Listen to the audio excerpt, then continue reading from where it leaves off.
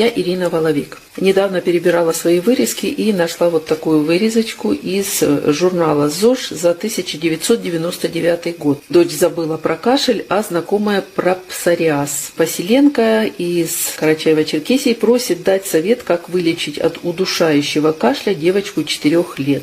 Я знаю очень хороший рецепт, думаю, он поможет многим читателям. Этот рецепт действительно великолепен, и он действительно помог очень-очень многим. Прошло уже почти 20 лет этой бумажки, и это ксерокопия. Видите, тогда на работе мы действительно многим отксерили этот рецепт, и он пользовался очень большим успехом. Этот рецепт помогал практически всем, причем даже от застарелого, лающего и удушающего какого угодно кашля. И я буду рада, если он кому-то тоже поможет. Я вскипятила молоко и наливаю в стакан.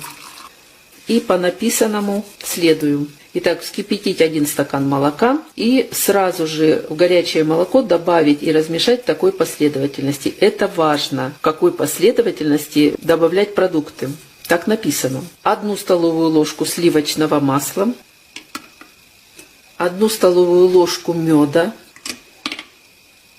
питьевую соду на кончике ножа или ложки, как я вот делаю.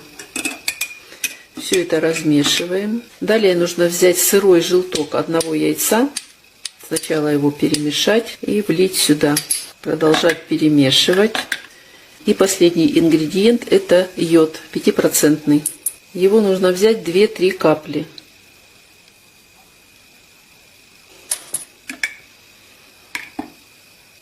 И коктейль готов. Он получается очень приятный на вкус. Детям пить по полстакана 3 раза в день в теплом виде, а взрослым по стакану. И пить до тех пор, пока кашель не уйдет. Кому-то, может быть, и 2 дней достаточно.